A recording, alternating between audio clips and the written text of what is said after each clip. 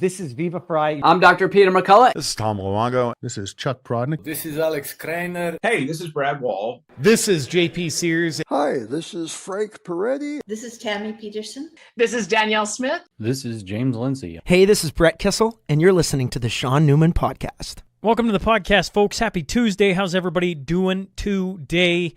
Well, I tell you what, it is Christmas season. We're into December. Christmas just around the corner, and if you're looking for a good stocking stuffer, just saying, silver, gold, bull, get a silver coin for all your kids, your wife, your spouse, your husband, and light them up on Christmas morning with a chunk of silver. Just throwing some ideas out there. I started that a couple of years ago, and I don't know if the kids get it or not, but I make sure that they don't make those things disappear. Either way, Christmas is right around the corner. When it comes to precious metals, buying, selling, storing, using your retirement accounts to invest in precious metals, you can text or email Graham down in the show notes for details for this side of things.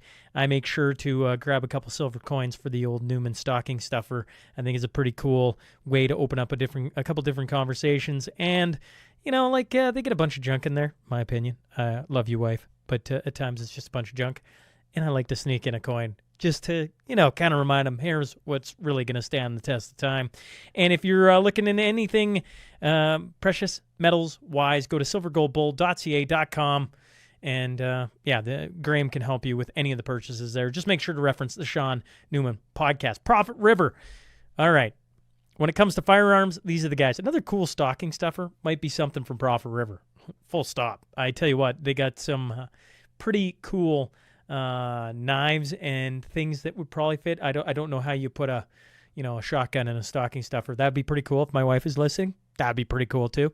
Regardless, when it comes to firearms, Profit River is the place to go.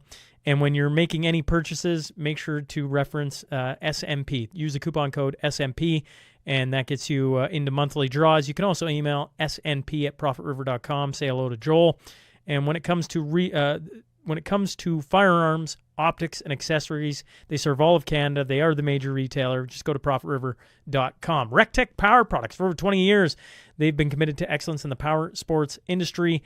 And I'm here to tell you they're a heck of a lot more than just ATVs and snowmobiles. They got boats. Did I mention Lund fishing boats? I know we're into the winter season, but, you want to surprise your husband? Get him a boat. I mean, okay, nobody's doing that. But when it comes to... I'm all over the place. Happy Tuesday, everyone. RecTech, when you go in there, they got everything. Once again, ATVs, snowmobiles, yes, but they also have a whole line of Sea-Doo. They also have Lund.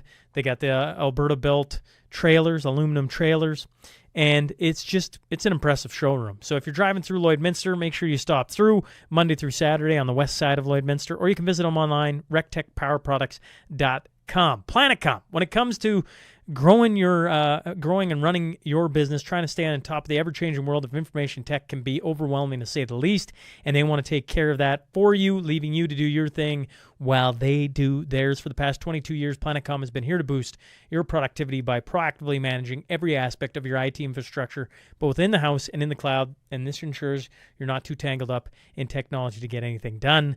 And if you want to check out some of their handiwork, just go to theshaunnewmanpodcast.com and you'll see what Planetcom's all about. You can also visit them, planetcom.ca, to see everything. The Mashspiel, coming January 17th to a small town, Alberta, near you. That's Kalmar, just west of the International Airport. It's going to be a Saturday. We're going to have a little bit of a turling. Like, listen to me today. I'm all over the place. Curling Bonspiel. Woo, turling. Anyways, it's going to be a nice, relaxed day. You can sign up as an individual. You can put in a team of 4. And we hope to see you there. The details for that, the showpass.com/Mashspiel. That's down in the show notes. You can also text me if you're having problems finding it. The other thing coming is the Cornerstone Forum, March 28th. And it's going to be at the Weston Calgary airports. We're back in Calgary. But here's the thing, okay? Just wherever you're at. Early bird tickets end December 31st. So you got a month, 31 days. Actually, less than that. What are we at? 30 days. On January 1st, prices are going up. So you need to get your tickets, all right, folks? I know there's a whole bunch of you procrastinators. I'm one of them. But don't wait past December 31st. For the love of Pete, get on it today. Get on it this month. Buy your tickets. Book your hotel room. Get it all taken care of. The Cornerstone Forum returns March 28th in Calgary at the Calgary Weston Airport Hotel. It's all going to be there. If you're flying in, it's a 24/7 shuttle to the hotel, nice and easy. And we got a whole lineup coming together. Tom Luongo, Alex Krainer, Vince Lansky, Matt Ehret, Chad Prather, Karen Katowski, Sam Cooper, Tom Bodrovics, Twos, and more to come. All right? If you're listening or watching on Spotify, Apple, YouTube, Rumble, X, Facebook, Substack, make sure to subscribe. Make sure to leave a review. Make sure if you're enjoying the show to share with a friend. All right, let's get on to that tale of the tape.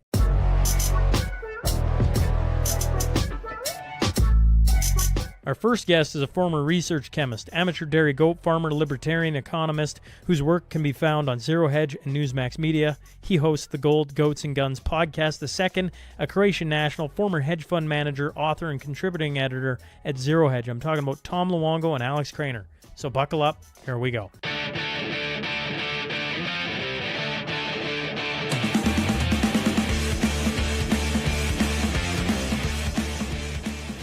Welcome to the Shaun Newman podcast, joined by Tom Luongo, Alex Krainer. Gentlemen, thanks for hopping back on the show.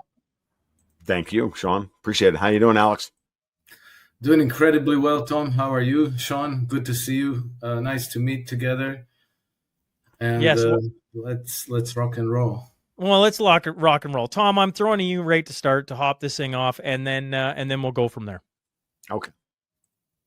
Well, I think we should probably talk about the peace negotiations that are going on in Miami, because I think they're the most important part of the conversation right now. I mean, I don't know about anybody else, but like ending the war that could start World War III is kind of important.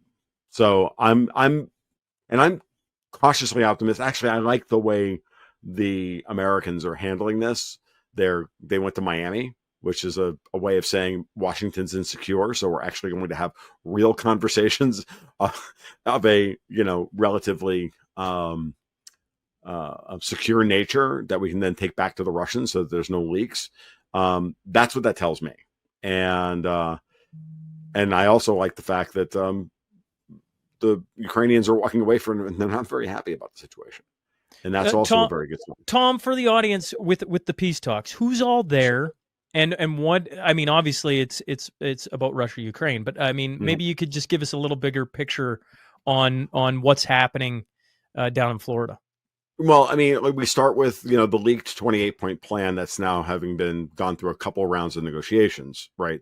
That came out, a week and a half ago. And of course you have to ask yourself who leaked it and why, and what was the purpose, and blah, blah, blah, blah. And we could have that conversation. And Alex and I have kind of already had that conversation. So is everybody else in the world, right?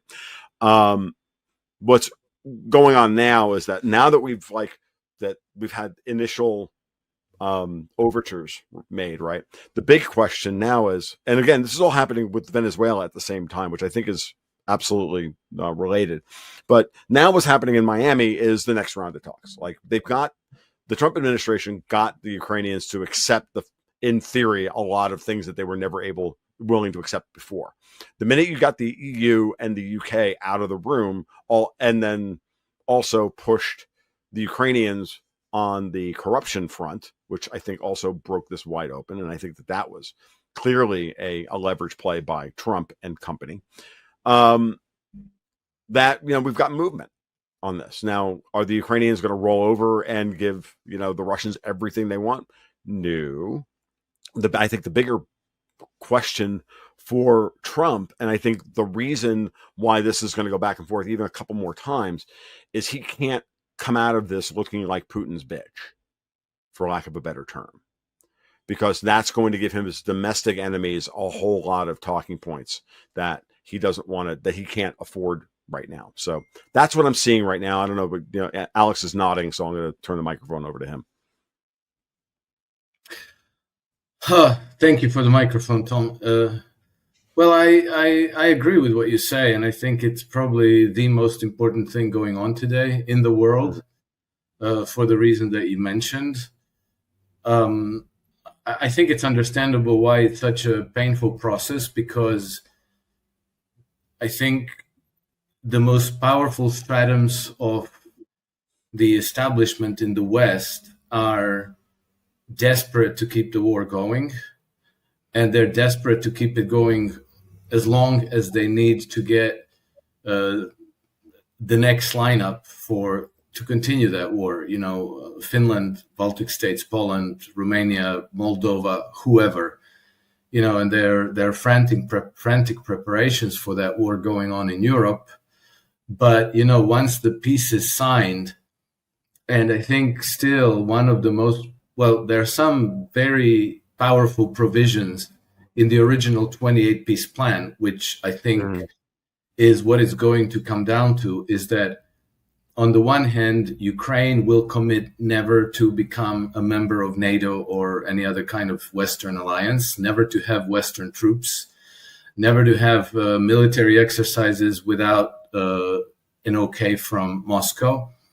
I mean, military exercises with other Western militaries participating, and that they will enshrine this into their constitution, the neutrality, the non-participation in Western military alliances. So that becomes part of their constitution. And then on the Russian side, they will, commit not to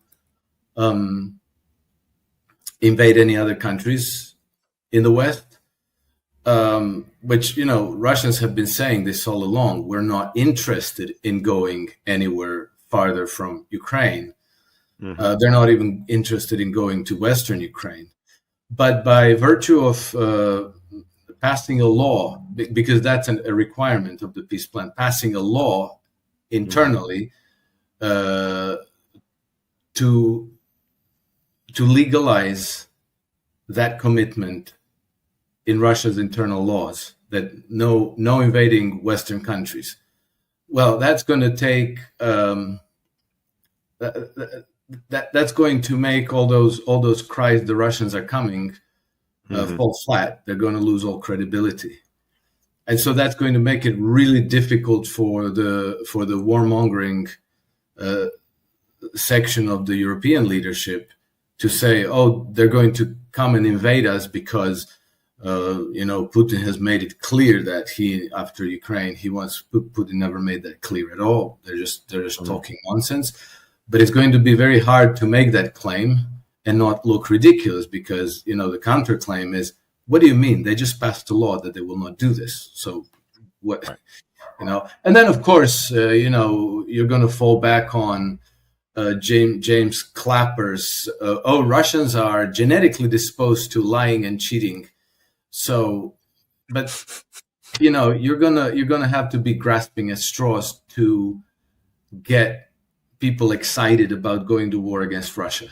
It's just, I don't see it happening if the peace is based on this framework. And then territory, schm-territory. Russians are never obsessed with territory and with maps. The fact that Odessa is a Russian city. Russians can take control of Odessa without doing it in the military way. They do it. Like if they take control of Kiev, that is, they turn Kiev into a friendly government that's friendly to Russia. Then they take control of Kiev in a different way. Mm-hmm. And so that then ushers in a completely new security architecture, not just for Ukraine, but also for the whole rest of Europe, because it will make NATO obsolete. Not that it hasn't been obsolete since 1991, but now even the most imaginative justification for NATO's continued existence becomes obsolete itself. So I hope that things turn out this way, and I think that they are being pushed in this direction by the strongest players in the world, i.e. Russia and the United States. and it's being opposed by the weakest players, meaning a very, very narrow segment of European leadership. Not that they're not numerous, in places like Brussels and London and Paris and Berlin, but they don't have the support of the people. Nobody in Europe wants to go to war, which is natural. People never want to go to war. The best they can get out of it is to come back intact. But, their countries invariably and inevitably are going to be decimated, and you're going to have devastations, destroyed economy, destroyed infrastructure, and on and on. So nobody wants this except for, Macron and his lackeys, Friedrich Merz and his lackeys, Starmer, and the people who are part of this hierarchy opportunistically, not because they have any strong convictions, but because they see it as a good thing for their careers. And so all of that's going to fall apart. To further your point, Alex, and your rundown on the European/British angle on this is correct.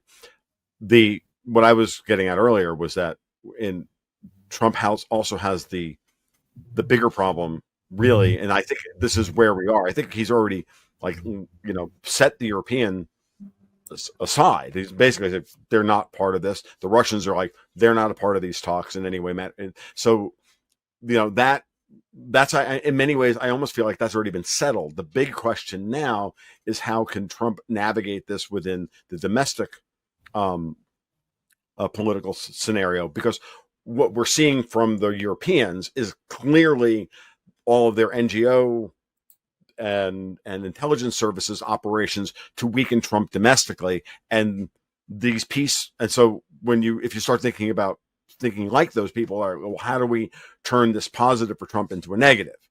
You turn that positive into a negative by turning him into Putin's bitch, right? And so Trump has to and Marco Rubio have to walk a very, very fine line here. And I can tell you that if you look at the way the social media space is framing all this, every time Marco Rubio gets involved as Secretary of State, no less, this is how dumb these talking points are, but it doesn't matter, and you can see it. Rubio's trying to destroy the peace by taking away, by crossing all of Russia's red lines because he's really a neocon, and blah blah blah blah, and that's all nonsense. He's literally in the room walking the Ukrainians down and saying, "Sorry, you get nothing. You've lost the war. We're here negotiating this for what's best for America, and you're going to take what we give you." He's been very clear on this, and so is Witkoff and everybody else. Witkoff's on his way to Moscow now to talk to Putin. And so the framing of all of this is very important because that's what's being launched everywhere in the slop of the information space, because Trump is really fighting a fifth generational war against his own intelligence services, which is why I brought up Venezuela in my opening remark, because that's really where this exists now. This exists as a means by which to end their control over American foreign policy, American domestic policy, and everything else. And that's where the real split between the United States, City of London, Brussels, France, all of that complex, NATO, all of that is in process. And you can see at every turn the typical people. Did you see Radek Sikorski closes the Russian consulate in Poland over the sabotage of Polish rail lines, which no one can prove that the Russians did? Why would the Russians sabotage Polish rail lines? The Russians can't move their logistics on Polish rails because they use a different rail gauge than they do in Ukraine. The Russians are on a different rail gauge. Russian military logistics end at the Ukrainian-Polish border because their trains run on a different rail system. Okay. So all of this, as to Alex's point, all of this nonsense about the Russians invading the rest of Europe is nonsense, because the Russians still use trains as their primary means of military logistics. They don't use, they don't do things the way Americans do. They don't do things the way the NATO does. So the lie has always been that, oh, the Russians can invade Europe. Because what you do when you lie like that is you leave the imagination of the people to leave to the imagination of the people that you're telling this lie to that, oh, they must have the exact same military logistics that we have. We can do this big airlift, and we can do the ground lift, and we can do the sea lift. The Russians can't do any of that. None of it. They don't. They still to this day don't, which is why they needed to take Pavlovsk, why they needed to take Kupiansk, why they needed to take all these particular cities in their march across the Donbass, because these are all rail hubs. So I think it's, we're at the end stage of this negotiation, and the big point now for Trump and his State Department and his negotiators is to craft a solution that looks like he wins more than Putin wins in the process. That's it. And if we think of it in those terms, that's the way we should watch to see the way the final stages of this negotiation play itself out. Because to Alex's point, which is something I was saying, we were talking about last week when the last time you and I were on together, Alex, the whole 28-point piece, or, original, version 1.0 or 0.1 beta, whatever you want to call it, of the peace deal, I read the whole thing and went, oh, this is a great Russian document, because the Russians can take Odessa, Mykolaiv, and anything else they need by other means than sacrificing men at it. And Alex, even if the new leadership in Kiev isn't Russia friendly, as long as they're not Russian antagonists, then eventually Odessa will fall to the Russians, either by a referendum or something along those lines, and in 3 to 5 years. And as long as the hostility towards ethnic Russians within Ukraine at a institutional level, not at a personal level, but an institutional level, as long as that pressure stops, then they can stabilize the situation, and then they can move forward, and we can get all this done without a loss of life. And of course, that the people who want more loss of life are the ones that have wanted more loss of life for the last 350 years. So there we go. Am I correct in saying the peace deal, what you're talking about, that Ukraine can never join NATO or a Western alliance and things like that? Isn't this what they've been talking about for like 4 years, and nobody would, we can't do that. We got to push them all the way out, all these different things. And we've lost, a crazy amount of life now. Isn't it just getting back to what the original peace talks were about? It's not even getting back. That point never changed. The Russians made this clear from day one. They set out. They had 4 major objectives: making Ukraine a neutral state, denazifying Ukraine, demilitarizing Ukraine, and preventing it from becoming member of the NATO. That's been the 4 points that they said when they launched the special military operation. These are the 4 main objectives of the military operation. Thank you very much. We are doing this to address the root causes of this conflict, not for territorial gain. Because when they launched the special military operation February 2022, they immediately, like after 3 or 4 days, they reached out to Kiev, or maybe Zelensky's government reached out to the Russians, whatever. Either way, they immediately started negotiating. And then over the next few weeks, towards late May, they already had an agreement. And by that agreement, the Ukrainians said, okay, fine, we're going to be neutral. We're not going to join NATO. And the Russians said, fine, you do that. We're withdrawing completely to the lines before the start of the military operation. So they were not even talking about staying anywhere in Ukraine, not even the Donbass. The Donbass was supposed to have a special status within Ukraine. And then the only issue that remained was the issue of Crimea, that they agreed would be negotiated over the next 10 to 15 years. So Russians were going to withdraw completely, and the war was going to end there for those 2 reasons. Commit to neutrality, commit to never joining NATO, and we're done. We call it off.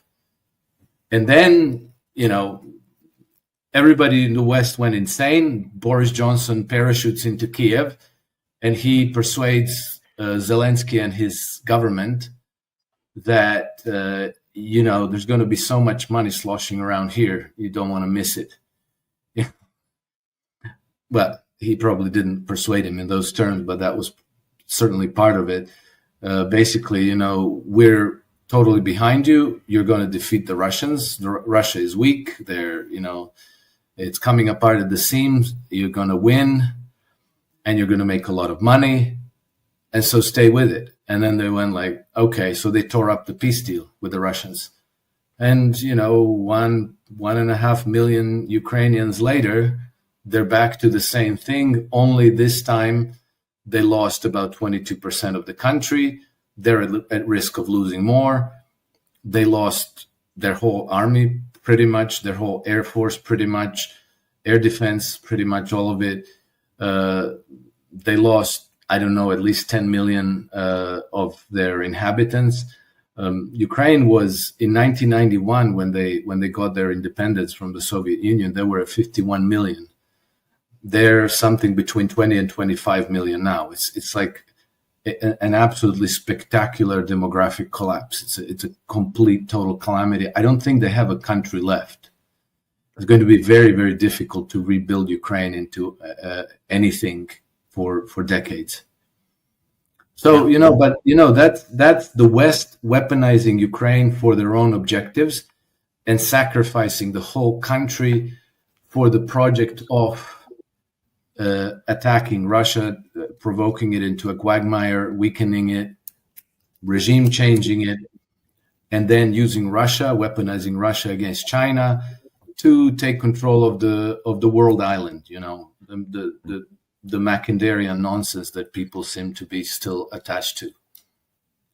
Yeah, it's even worse because they wanted the Americans to fight that war for them. Oh, well, of course, but that's a given. They're not going to fight it. Right. Of course. There are no British people left, right? Apparently, they're all Pakistanis. They're there, and they're mostly there as instructors. I know.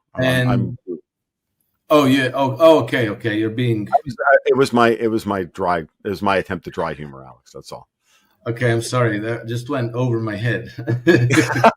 I don't usually do dry humor, right? I'm usually like, whoa. Okay. No. That's what I meant. It's like, no, it's not there any British people left. We have to get the dumb Americans to fight for them. And that's the way they see us. That's the way the entire European, oligarch class sees us. And now we're like, no, we're not doing that. We're not doing that either. And that's the big thing. Like, the big shift, and I've been seeing this coming since probably well before we had our first conversation, the three of us together. But I know since the first time I've talked to Alex, which is I've always seen the generational shift coming, attitudinal shift coming generationally within the American people, that they were never going to be willing to put their lives on the line for NATO, for Israel, for any of these British projects. And so this is why I've been saying for years that there's been this kind of use it Davos, high table, whatever you want to call it. The old European colonial architecture had a very strong countdown clock, and they had to get this project done in a certain amount of time, or it was never going to work. And that's why they freaked out at Trump 1, the Trump administration, season 1 of the Trump show, why they had to get control of things during from 2020 to 2024 in order to try and push this thing again forward even farther. Right? They were planning, clearly planning on stealing the election in 2024. They tried killing him. Then they tried stealing the election. That failed. We're starting to see all that stuff come out now. But once you get past a certain point, like the millennials don't want to fight for these people. Gen Z barely even want to fight for America. Like, you think they're going to fight for Emmanuel Macron? Like, really? Like, so their entire read of the world and of what the Americans are willing to put up with is, it's completely out of date. And not only is it out of date, but it's also now desperate. to try and figure out how they can get us involved in a thing that we don't want to do. So when I look at what's happening now, I think that we should probably shift the conversation to what's their next move, because if Trump and Putin and force Ukraine to sign a peace deal that the Europeans don't want, what's their next move? And that's why I keep coming back to how can they destabilize, and how can they enact revenge against us for not giving them their Russian cookie, right? And that's what I'm completely focused on that as an analyst, because I almost think that this thing has been put to bed. At least, I mean, if the Europeans want to go to war, on behalf of Ukraine here, they're more than welcome to do so. And we're more than welcome to sit back and watch them, fail completely. And, because Americans are not going to fight in this war. That's, I think, is abundantly clear. Alex? Well, I certainly hope so, Tom, but the precedents are not good in the sense that, World War I, the Americans didn't want to fight that war, but they got dragged into it. World War II, the Americans didn't want to fight that war either. They got dragged into it. And I think that the calculation of the Europeans is, let's get into a shitload of trouble, and then the Americans are not going to be able to just leave us in our shit, and they're going to have to come to our rescue. So I think that that's at the, it's at the top echelons in Europe. That's the calculation, that they're going to, start the mess as they did in World War I and World War II. And then they're going to have this very intense, backstage diplomacy, helped with some false flag attacks, Lusitania, Pearl Harbor. They're going to come up with something. And then, as is usually the case, they have the media on their side because, the media, they never saw a war that they didn't fall in love with. And so, you can envision a scenario in which shit hits the fan in Europe. The media starts reporting Russia bad, poor Europeans, the evil Russians are bayoneting the babies and raping women and, killing civilians and cutting their bellies open and stuffing them with, whatever. The really gruesome kind of shit that they did to get the Americans into World War I. And then, figure out how to blow up something in the United States or an American ship or something like that. And to say, aha, the Russians did it. Now you have to join us and we all go to kill the Russians together. So that, at the moment, the mood is the Americans are not going to get involved. But I guarantee you these people have plans. They have plans and they're not going to give up. They're just not going to give up. You're going to have to completely disenfranchise them, drag them out to military tribunals, destroy their system altogether. You're going to have to do that. And I think that this is the reason why Vladimir Putin, for the almost 6 years that he's been in power, never gave up on the United States. He never shut the door to cooperation with the United States, in spite of the abuse and humiliations he suffered from, Clinton regime, Obama regime, Biden regime. The Bushes.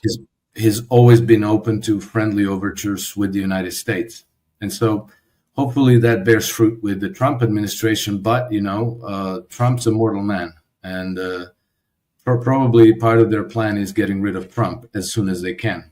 So yeah, that's what I'm. No, your analysis is completely correct, Alex, because that's what they're pushing domestically right now. It's why they're trying to push this idea that Trump is weak by overplaying their hand that the young people are abandoning him and the MAGA is dead and all of this. And you can see it everywhere. And that he's executing illegal orders for, killing pirates on the high seas, which he is, and he's perfectly allowed to do with UNCLOS. And it's all dumb, but it's all It's all nonsense, right? But it's all designed to create an effect. And I've seen it all turn amped up to 11 across every idiom. But at the same time, he's attacking the Langley in Venezuela. Like, again, one of the things to remind you is that Alex and I like to say all roads lead to London. Well, internationally, all roads lead to London, but when anything has to do with it domestically, now you're dealing with all roads lead to Langley. And Venezuela under Maduro, there's a lot there, and there are angles that no one's talking about, going back to, running drugs out of that area of the world during the Bush administration, during the Papa Bush years, and all of that stuff, going back to Noriega and all of that. And one of the things you have to realize is that you're fighting Langley, and then how Langley is attached to the British and the Canadian banks, and this whole architecture of organized crime that has been the lifeblood, the unofficial lifeblood of these agencies, and of that, of the American empire, for lack of a better term, or the Anglo-West empire, whatever you want to call it. I don't care. And realize that Trump is attacking that at the same time. And that's another pressure point. And I have to admire his audaciousness. He's attacking on both of these fronts at the same time. And, I don't know if he's going to be successful or not. And that's where Alex's, cross fingers, come to bear. But that's clearly what he's doing. And I applaud him for doing it, because it needs to be done. Because if we're going to get through the midterms, right, such that he can stay in power, and then really execute on the rest of his plan, then we could be looking at a world without war, not without war, but we're going to watch a series of skirmishes as opposed to a big global conflict. And series of skirmishes are fine, because that, you've got all these armies that have been built to fight World War III. They're not going to get out from underneath, you have to get rid of them in many ways. And so the Russians have done their job. They killed the Ukrainian army, which was built by NATO to fight the Russians. Now you've got to start fighting you got to get rid of all the other ones. And that's like Al-Qaeda and ISIS and, all what Ian Burlingame calls the Devil's Legions, right? All of these different little groups. And those also exist at the financial level as well, like the NGOs and all of that stuff. And that's what Epstein's all about. So these are like all of these plot threads that we've been dealing with our entire lives are starting to be pushed towards their conclusion right here, right now. And it's made the battle space almost impossible to handicap, I think, because there's so many different ways to discuss it. But, if you go back to just like root cause analysis of, what the real conflict is, right, then a lot of the battle space makes a lot more sense. And I think that's what, Alex and I have been trying to illuminate and figure out over time together, in all the shows that we've done together. I don't know if I think that's correct, Alex. So yeah, pretty much. Okay. Now, okay, let's assume, and I hate assuming anything, but let's assume that this peace talks ends the Russia-Ukraine conflict. Mm-hmm. Tom, you said then as an analyst, I start to go, well, where is it heading next? Mm-hmm. Where do you see it heading next? U.S. Civil War. Whoa. That's what they're planning. That's what they're doing right now. That's what Langley is doing right now. They're prepping the battle space for a U.S. Civil War as retaliation for not.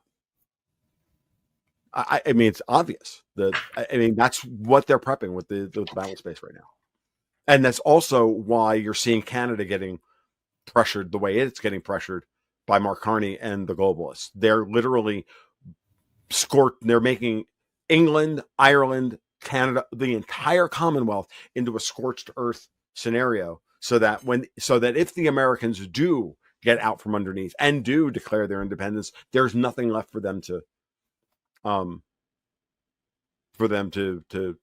save. They'll have destroyed Ireland, they'll have destroyed England, they'll have destroyed Canada, and and then they'll leave a mess for us to clean up, just like they've destroyed Ukraine. Ukraine is a scorched earth policy as well. Just like they want to leave everything a scorched earth policy. I mean this. Hold on, Shaun, and go look at a map of where there are Democratic governors. Overlay that with all of the major water routes in the United States, and it's pretty clear what the strategy is. As always, the British will deny you ports. Why are they so obsessed with Crimea and Odessa? Because they understand that global trade runs across oceans, not across land masses. Because land masses, as we find out, are really easy to sabotage the movement of goods and services. You blow up a pipeline, you blow up a rail bridge or whatever, but ships can go around mines that are like planted in the ocean, right? You have to engage on the high seas in a different way. It's a much different method of war fighting than it is to fight ground assets. And so you bind down the international ports. Think about it this way. What's the United States superpower? It's North America, separated from the rest of the conflict zones by 2 oceans. Well, if you take access to the oceans away from America, does America have a superpower anymore? It's a good question. I'm telling you, I'm not saying it's what's reality. It's the way they're thinking. I'm trying to put you into the minds of the evil people and what their next move would be. And so it's very clear. That's why we have J.B. Pritzker in Illinois, why we have Tina Kotex in Oregon, Gavin Newsom in California, Kathy Hochul in New York. And like Massachusetts is now declaring themselves an anti-ICE state. Like they're all doing it. Because what they're starting to do now is they're starting to say states' rights. We have the right to, keep to poison our children with bad food. We're going to reject MAHA. And we're going to have our own healthcare alliance with our own healthcare standards that are not federal. These are all this is exactly the same crap that they did in the lead up to the Civil War in between 1857 and 1860 or the 1850s, and they used slavery as the casus belli. Now it's going to be, stop creamsicle Mussolini.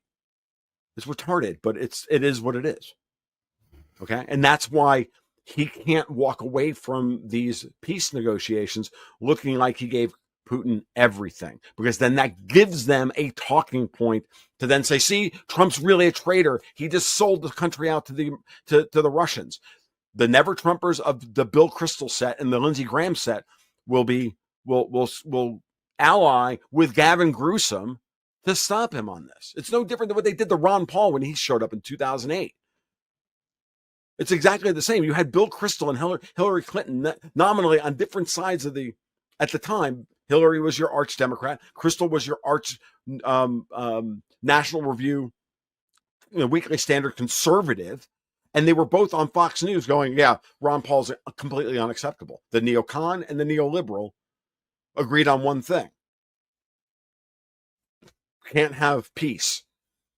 Can't have a return to any kind of American sovereigntist policy. And it's, once you saw it in 2008, it's the same crap they're doing today. And guess who's in charge of the media? The media never met a war it didn't like. Yes, because it's run by the British. And most of it's run out of MI6 and Langley. 90% of our friggin' MSM is all intelligence services, maps to intelligence services of one type or another.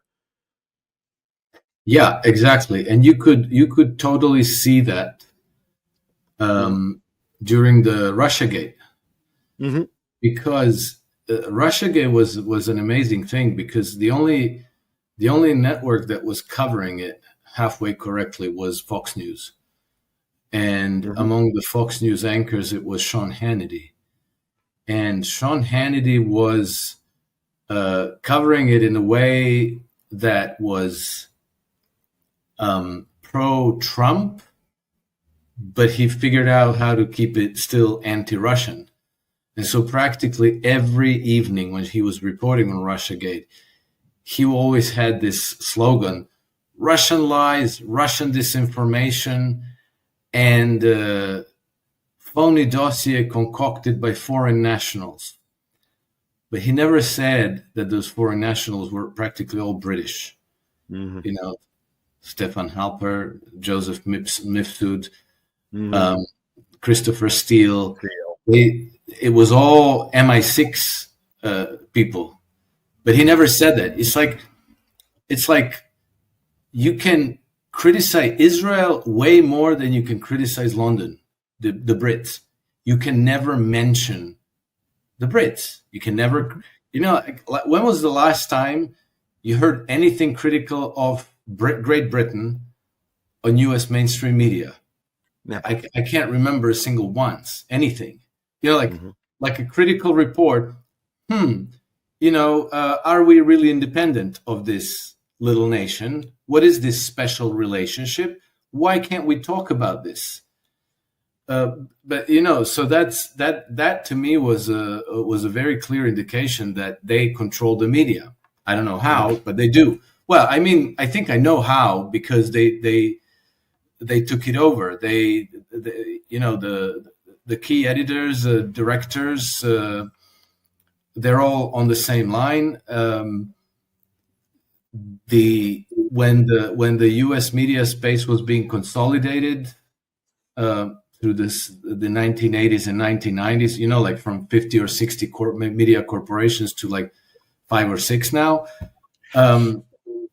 it was all done with the same money. And one of the big players was Rupert Murdoch, and Rupert Murdoch took over the Wall Street Journal, and I don't know what else he took over. Then you have Michael Bloomberg, and Rupert Murdoch is, he came out of nowhere from Australia, and now he's like the world's biggest media magnate. How? What money? And if you dig a little bit, is the Rothschild money? Is the Rothschild guy? And so that's who controls your media space. Mm-hmm. Yeah, you're absolutely right, Alex. This is part of the thing why people get I get a lot of flack for not complaining about Israel enough, and well, why do you constantly complain about the British and not the Israelis? I'm like, it's because that's the conversation we're not allowed to have.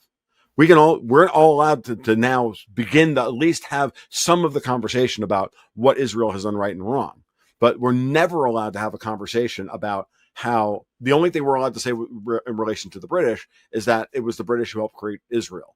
Everything else doesn't matter. And Israel's downstream from the city of London.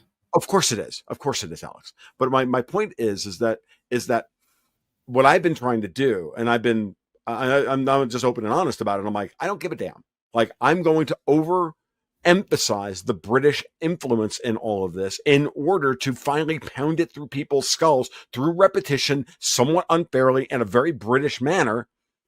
Oh, by the way, this is the conversation we're not allowed to have.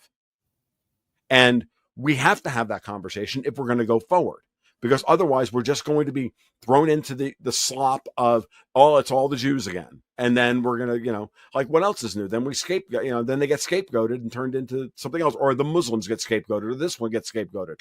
That's what they do. It's that whole Alex's metaphor of the ant jar, of the red ants and the black ants, when who's shaking the fucking jar, folks? Why are we never looking at the guy shaking the damn jar? As opposed to asking the question of whether Russia's right for having invaded Ukraine, or the Ukrainians are right in having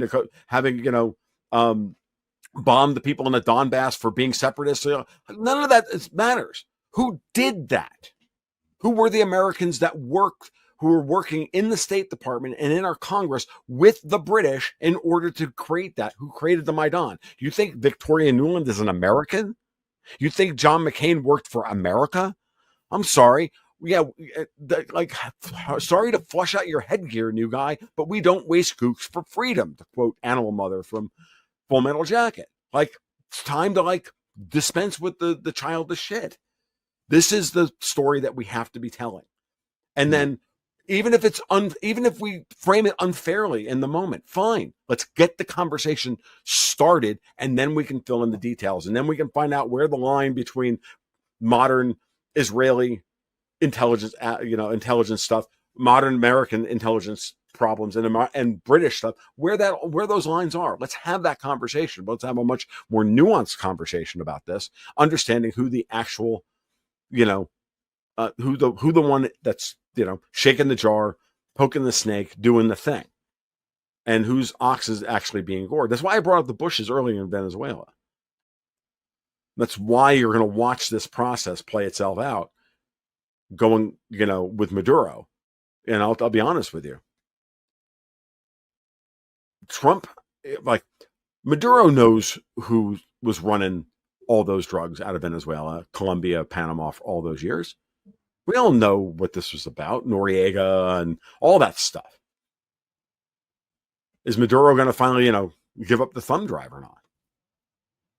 And it's the same thing with Putin, right? Like, Putin can't commit completely to Trump in these negotiations or in any of these geopolitical things because Trump might not survive. He has to hedge his bet that Trump might not survive this. So he has to negotiate hard, and he's doing so by putting his men on the ground and taking territory in Kiev, in Ukraine. Trump has to negotiate hard by telling Putin, I am looking to clean up all of these old British conflicts and French conflicts.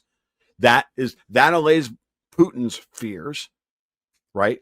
And it also strengthens Trump's domestic position at the same time. It solves all of those problems, so then they can come together. But they're not going to be able to come together and sing kumbaya about this stuff until either after Trump's term is over, until at least after the midterms, because you've got a Congress in the United States that still is on both sides of the aisle, is just looking for an excuse to get rid of Trump and go back to the status quo.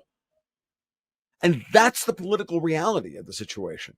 And so this is why I have zero fucking patience for any of these American commentators who don't want to be sucking Trump's dick or whatever the hell they say on a regular basis. Like, no, you have a general fight. This is it. This is your chance. And if you are a weak-kneed little bitch, fine. Then be a weak-kneed bitch, but be silent about it while we go fix this thing. Because this is the general you've got, whether you like it or not, whether he's perfect or imperfect. Because all you're doing now is helping the enemy take him down. And I'm looking at you, Robert Barnes, and I'm looking at you, Rich Barris, and I'm looking at you, Rand Paul, I'm looking at you, Thomas Massey, and all you fucking assholes. Like, you want to save the world? Stop being a bitch. Or are you on someone's payroll? I leave that for the audience to determine. But it's not even that I'm like pot committed here. I'm pot committed to saving the world, right? We all are. That's why we do what we do. And these people aren't, clearly. And we have to recognize that. And we have to be willing. And now at this moment in time, this is when you call out the people, because this is when you find out who is on the side of not the angels, but on the side. This is a fight of good or evil. It's it. It's what we're dealing with. We know it's a fight between good and evil. So let's just call it what it is and decide. And then if we overcommit and we make mistakes in the process, we can fix that. All we can do is fix those in post. But this is going to be messy. This is going to be hard. This is not going to go. We're not going to go out of this bloodless. We've already got how many dead Slavs that the British sit there and have their tea at 3:00 and laugh about. Okay, while they try to seed the world with all of their Indian proxies to take control of the managerial class around the world to stop any real fight from happening. We have that conversation. We had a part of that conversation the other day with Ian Burlingame and Crypto Rich. So there's like a half dozen more dimensions to this than we can even cover today. So, but let's at least start having that conversation. Alex? No, nothing to add. I mean, I agree. I agree. This is I just want.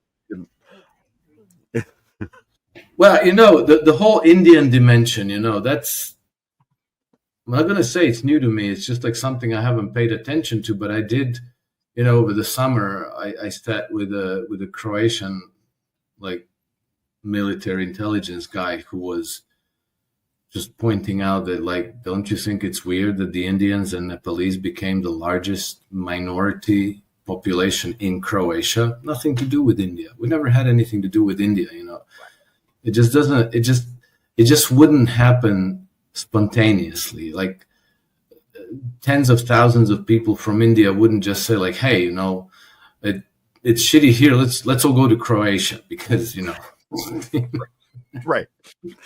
But somehow it happened. Somehow it happened. And then they all work for this Israeli food delivery company called Wolt, which is everywhere around Europe. And I don't know what the hell they're doing other than delivering food, but all of a sudden it's all the rage. And so they're, like he was saying, well, they're mapping out the place, like they're getting information about people who orders what, people's telephone numbers, people's addresses, whatever. Okay, whatever. I don't see it, but clearly something to look into. And then, when Ian Burlingame started into, all these key companies, there's always like an Indian CEO or an Indian person on the board of directors. Not that there's anything wrong with Indians in that sense, but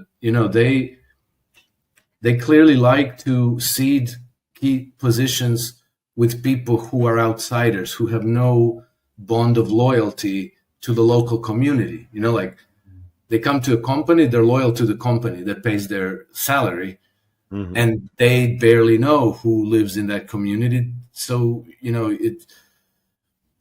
it gives them a lever of influence, and that influence could turn out to be critical at some inflection point in the conflict.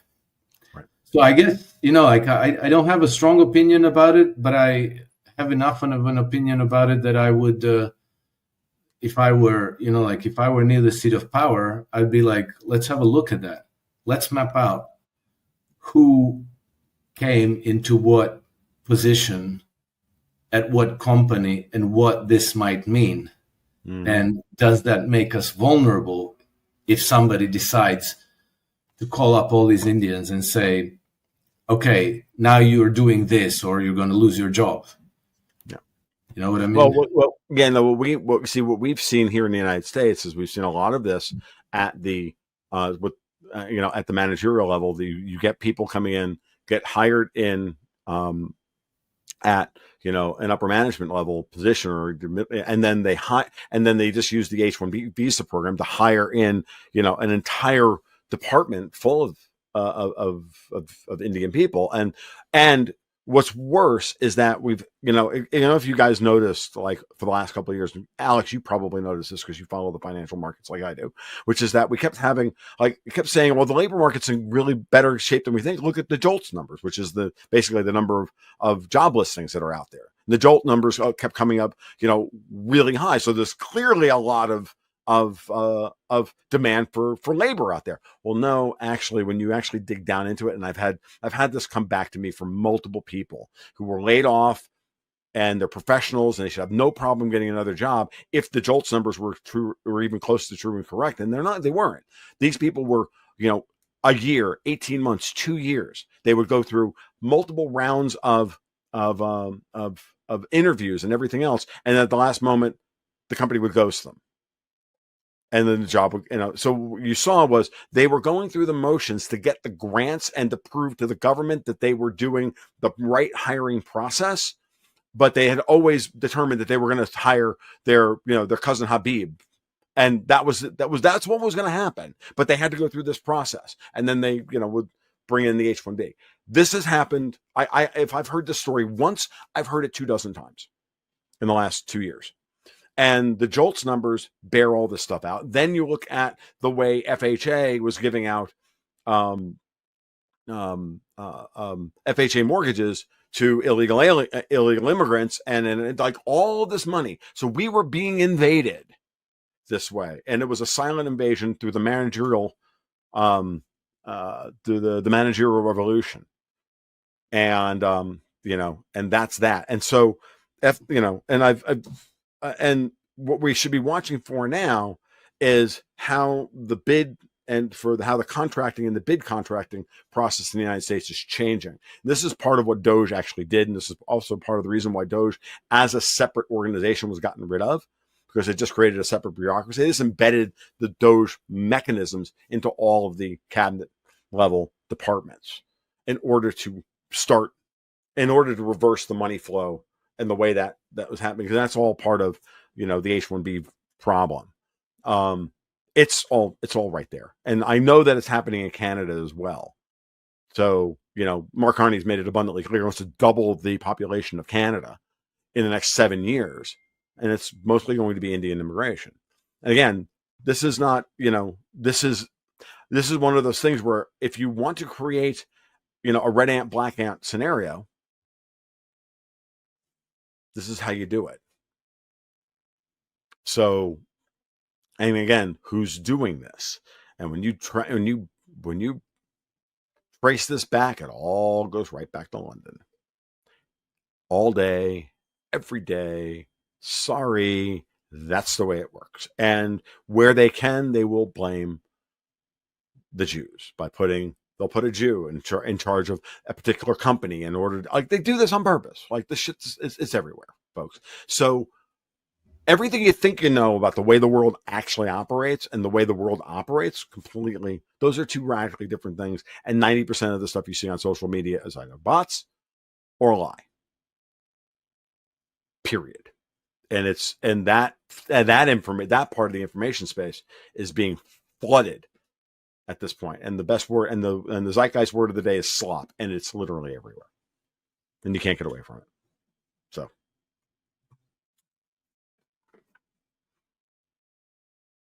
I think I've made Shaun speechless. Oh, I thought he broke. I broke Shaun. Well, I'm conscious of letting Alex here at a good time, so I don't say something and then it spurs on for 20 minutes, right? Like normally when we schedule these, we schedule them a little bit earlier in the day. That way we don't get Alex at midnight essentially. Mm-hmm. And so I'm sitting here and I'm stewing on a bunch of the things you say, but I'm like, if I say anything right now, I'm going to spur on another 20 minutes of conversation. And probably what I should do is just wrap it up so that Alex can get out of here at a good time. We can schedule another one so that we're a little earlier in the day so that I don't have to worry about Alex falling asleep on us. And that's probably what I should do. I have questions, and I have a lot of different things, when you bring up Canada and Carney and scorched earth, and I'm like, man, I want to dig right into that. Right. But at the same time, I'm like, I'm looking at the clock going, I promised Alex an hour and we're closing in on that. So I don't know, gents. Probably, I could say a few different things, but I should probably just wrap it up and tell you both thanks for hopping on again. And we can do this again when we have a bit more time, unless Alex is like, no, ask the questions. No, ask the questions. But, it's okay if we go over. I don't have a hard stop. I just have, end of day. Yes, I know. Well, I guess with Canada, and you rattled off a bunch of different places, Tom. When you're talking scorched earth, can you just unpack that for me? Because scorched earth puts a bunch of things in my mind. Well, what are you talking about? I'm talking about them being invaded, right? All these places are being invaded, and then that puts massive pressure on the social structures, and the governmental structures and everything else. It has ballooned housing prices, transportation costs, commodity costs, and everything else in the American economy. So much of the inflation that we felt under Biden wasn't just the money we printed post-COVID, but the amount of people that, we still had we had all this money was being printed. It was just being handed out to millions of immigrants who were then bidding up the price of everything. And that sets everything in motion. So what do you think is going to happen on the backside of that? You're going to have a bunch of people you're going to have a bunch of natives who are angry. You're going to have a bunch of immigrants who just took the handout, and they're not malicious. They took the handout. You know what I mean? And Then you're going to set those, and then so now Trump is going to try and get rid of as many of them as possible. That's a slow process, and the goal is to break the Canadian government's budget. It's to break the system and then force them into either a hyperinflationary scenario or whatever. And then you're setting native Canadians against Indians, and then and if the United States wants to annex the western part of Canada where all the resources are, what are you annexing at that point? You're annexing nothing but a social headache. It's no different than the Russians don't want anything west of the Dnieper River. Those Ukrainians hate Russians. Why would you want to rule them? It would be nothing but an administrative nightmare for them. So it's the same. That's what I mean by scorched earth in that respect. Alex? Yeah, I mean, I agree that that's how it is, and that's how it's going to play out. The Indian thing of bringing over people, I go, okay. And the managerial class, that makes sense because, I mean, like when it comes to all these institutions and how people during COVID were pressured, it came from their governing bodies, the managerial class, right? There's a ton of money that goes into there, and it's a black hole, it's a void. All these groups have way too many, I don't know, VPs, and just that, I think that's been shown over and over again. But like in BC right now, they're having the real discussion on fee simple titles. Right. Like, and to me, you go the Indians from across the sea. I go, like, to me, what's brewing here in Canada, whether people are paying attention to it or not, is like your fee simple titles are coming into question. The land, the houses, everything that you own is coming into question. You want to talk about two ants?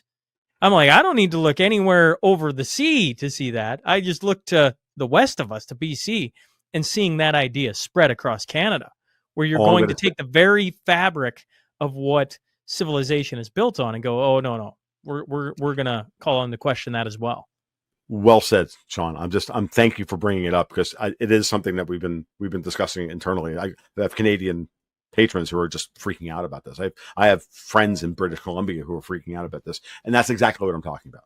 You're correct. Go ahead, Alex. No, nothing to add. Okay. All right. So yeah, no, you're right. That is an aspect of scorched earth. Let's destroy property rights. Let's destroy the very foundation on which Western civilization is built. It's interesting as that's going on. Like the UCP. So Premier Daniel Smith's governing party just had their AGM, and there was some booing that happened of her talking about an Alberta, an independent Alberta, and a sovereign Alberta and United Canada, something like that. And there's a lot of Albertans that want out because they're seeing this fee simple. They're seeing all these different things come in. They're like, what is happening? But she got a standing O when she talked about criminals. She brought up, if you're a criminal and you come into our house, you're going to, I forget, now I'm paraphrasing, my apologies. You're going to have a bullet hole in you type thing. It's castle law, right? And that got a standing O from the crowd. Actually, it shocked me. She said it. I'm like, oh, man, that's going to get played over and over and over again. And it has already, right? Because in Canada, we don't have castle law. And things that have been playing out across the country is the invader, the intruder, seems to have more rights than the homeowner, right? Of protecting his property and his family and his things. We've got all these things playing out. And, there's a lot of talk of doubling the population and all these things. And there's a lot of that going on, Tom. There is. Mm-hmm. But then I watch the legal system work against the Canadian system. And I'm like, that is more concerning at this point than I think than any group of people coming over and taking what we have. I mean, our judiciary is literally undermining civilization here in Canada. No argument, Shaun, at all. And that was, yes. Again, my original rant about scorched earth, I was on, sometimes you have just so much rattling through your head. Like, I knew about all of this and I should have mentioned it earlier. You're absolutely right to harp on it. It is that doesn't mean what you're talking about isn't going on in Canada. It certainly is.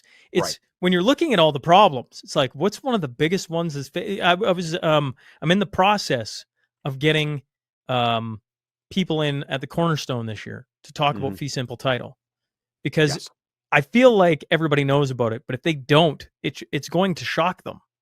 Yeah. Like, you can't possibly underscore the importance of what is happening in BC right now and the fact that it is spreading to other provinces.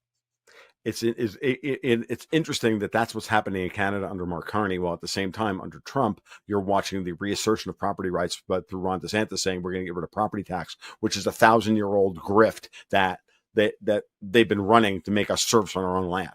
Like we're pushing towards, real, honest to God, a legal title, for lack of a better term, and our land again. We don't owe rent to the government in perpetuity, which then, interestingly enough, calls into question the entire idea that the government has a perpetual income stream that it can use to issue debt against. The whole British system is based on the government being able to create a permanent perpetual revenue stream. Okay.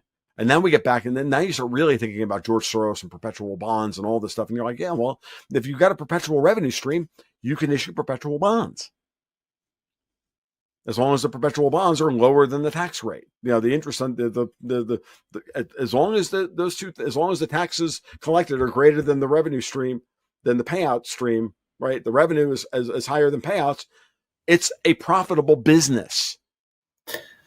And that's a pathetic way of looking at the world, but that's the way they look at it. And that is an interesting turn of the table. So it's very interesting, since it's effectively turning the population into slaves. Absolutely. And it, it's never going to stay what it is, because the immutable law of government spending is that it always goes up. Mm-hmm. And so they're going to go like, oh, guess what? It's, things are so difficult, we have to raise these taxes. Mm-hmm. They're going to raise them a little bit and a little bit and a little bit. And they're going to figure out exactly the point at which you break. And they're going to go to that point. And then when they reach that point, then they're going to say, like, the Russians are coming.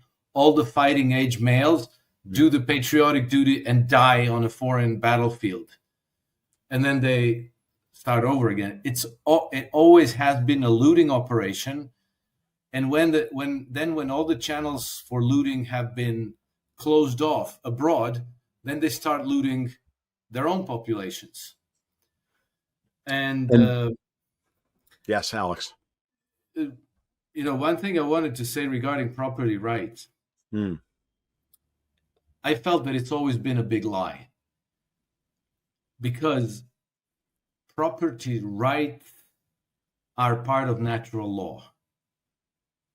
It doesn't need to be enshrined in the system. They don't have to list everything, who owns where, who owns what where, and give you a piece of paper.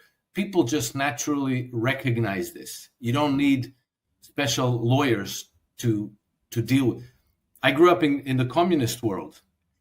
My parents had an apartment. They had a summer house on an island, on the beach house. Another, family friends of ours had a house in the mountains where we went, in the winter to.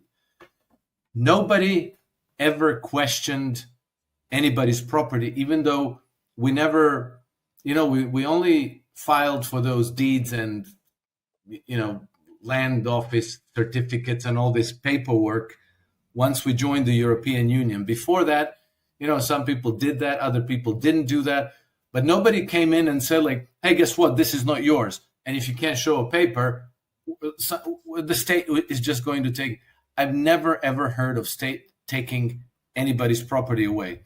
That did happen, but it happened kind of in the aftermath of World War II, when, some people were just declared enemy of the state and then their goods were confiscated. But, once the system stabilized, there was no confiscation of property from the state. Mm-hmm. And it wasn't because people would flip out, because you do it to one person, you immediately render the whole society feel insecure. If they did it to them, they might do it to me next. Yep. So people just like freaking flip out, even though There's nothing on any paper, or for the most part, people didn't have papers, but everybody knew. Well, this house belongs to this family. How do we know? Well, because they freaking live there and they built the house, and everybody knows it, and nobody questions it. That's how it was. Like it just was. It was part of natural law. It was the way people related to one another, and everybody recognized it. And if you didn't know it, you could just ask somebody who lived in the community, and they would tell you. That was the end of it. So once they start, doing all these, well, this is a very known case. In fact, in the 18th century, they couldn't get the Indians off of their land. They wanted to take Indian land, and they couldn't. And so what they did is they forced Indians to take land deeds. And the Indians were refusing. They were like, what do you mean land deeds? This is our land. I don't need no fucking deed. And they forced them to accept deeds to say, your land is from here to here and from here to here. That's your land, yours. And here's a paper proving it. Now you have property. Before that property was simply theirs by the grace of God. And they took it as such, and they used it as such. And it was the weirdest thing for them to go to the Western paper system that supposedly guarantees property right. But once you have that, then you have millions of ways of screwing people, squeezing them, forcing them to sell, taxing them. Like if it ain't on paper, how are you going to tax it? Yep. So that whole thing is a lie. It's an inversion of what's actually intended. What's actually intended is the great taking. You will own nothing, and you will be happy. And like in this British Commonwealth countries like Canada, you can see it. It's gone the farthest ahead, and you can see it in action. You can see like the steamroller slowly crushing everybody, slowly crushing people. And people don't understand. They say, like, well, this is mine. How can you do this to me? Well, they've been preparing this for a very, very long time. Yeah, no, anyway, I know I was going to say, no, you're right, Alex, and it's an interesting process. So we've gone so far, right? And no matter what you do, like, what you have to realize that we've gone so far in the one direction towards defining everything about our property and deeds and and all of this stuff, and now, but how do you roll that back when you say, well, this is my land, but you can't tax it because we're going to get rid of property tax? Well, how can we get rid of property tax and pay for government? We run a massive surplus here in Florida, so we can do that. It's not a problem. It's only 18% of the budget. We can figure out other ways of paying for the schools. We can figure out we can float a bond to pay for the schools. We can do other things. We do not have to tax people based on their land. Yeah. I live in a principality that has no income tax. Right. Zero income tax is zero. Yeah. So all these stories about how we're going to fund the government, they're lying to you. Oh, of course they are. Florida, there's no income tax in Florida either. We have no income tax. We have relatively high property tax. So they just want to get rid of property tax for residential, homesteaded residential property. Now, homesteaded in Florida is a legal term, which says that this is your primary residence. You take a homestead exemption against it. It can't be taken by the federal government. It can't be taken from you in any way. But they can put a tax lien against the property, so you can't sell it without paying the tax lien. But if we do away with property tax, then that gets rid of that as well. Like, so then all of a sudden, like, it's like a random acts of freedom start to happen. But what you're trying to do here is to free people from the mindset of all of this, of all this categorization and delineation and lawyers and this and all of that stuff is very, very important to how the British system perpetuates itself. Okay. And that's to Alex's point about, look, we all know that that's, their house over there. They built the damn thing. And does it matter whether the plot of land around that house goes to that tree or to that stone or not? That's at that point that people just argue about it a little bit. They come to a decision, and and that's that. Like, don't put a rock wall there. Move it 5 feet that way, could you please? Like, you know what I mean? And then figure it out. It's only when people are trying to get one over on somebody else because you've lost trust in the society. What Alex is describing is, interestingly enough, a high trust society. Yeah, right. That's true. That was the Right. high trust society. Right. We In a lost high that. trust society, we don't have to worry about this stuff. Like, Yeah, we copy pasted all the EU laws, and Mhm. now we have a low trust deteriorating trust society. But we really did have a high trust society, not thanks to Marxism, not thanks to communism, but just because that That's system people. was so dysfunctional that it left a lot of space for people to just figure it out themselves. Exactly. And people fell back on natural law and functioned under natural law. And I promise you, for that reason, I felt much, much freer under communism than I ever had living in the West under this, democracy, freedom, and human rights. Random acts of anarchism. Yeah. One other question. You brought up people pointing to the Jews. Mhm. And I a question for the both of you on this. We point to all these different groups and how they're being used by the City of London. Couldn't the Jews just be another group in that long string of how they push them out into the world and then foment those groups against the populations? So couldn't the Jews just be as guilty as the Indians, as the Muslims, as on and on and on? That's the point I was making earlier, Shaun. Yes, absolutely. And in that you partner with these people and then they betray you. And, it's just, and that process of creating of creating that tension point, right? That irritant then creates a reaction from somebody else. Let's say, I don't know, the Soviet Union, who's trying to stop the British from colonizing the entire Middle East or North Africa or Eastern Europe. So then you see a lot of the more I think about my own history in my lifespan, and I look at, the Russian activity or the old Soviet activity, I used to look at it from an American perspective. I now look at it as an American-British project, right? Where the Americans, through intelligence service,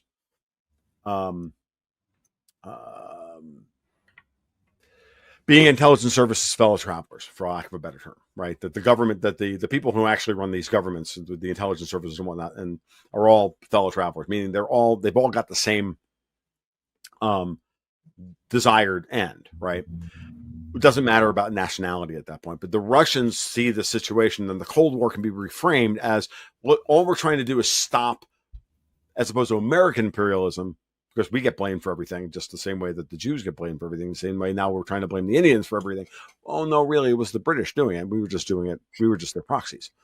So now if you go back and start to think of the 300-year-old fight between the British and the Russians for control of the world island, to Alex's point earlier, bringing up Halford Mackinder, that makes more sense. And now that's why I'm like, watch Putin and Trump very carefully as they negotiate the end of all these old, what looked like American Soviet conflicts when they're really Russian-British conflicts. And that's how they build trust with each other. And that's how they're, trying to de-escalate the world bit by bit, moment by moment. But of course, as they do that, then you're of course going to get a reaction. You're going to get an abreaction that's going to try and stop that from happening. And that's where you then start mapping the political forces who then are trying to stop those things from happening. Yeah. Because it makes no sense that people wouldn't want peace, right? And yet somehow we never get peace. Well, maybe peace in our time. Who knows? Alex, Maybe. Tom, appreciate you guys coming on and doing this, and look forward to seeing you guys here in March. I should point out, people can get their tickets to Cornerstone Forum. Early bird prices are on sale until December 31st. You two fine gentlemen are going to be there, along with a whole cast of characters, and look forward to seeing you both in person again. We'll chat before then, but certainly thanks for giving me time again today, gentlemen. Excellent. Always a pleasure, Shaun. Take care. Thank you.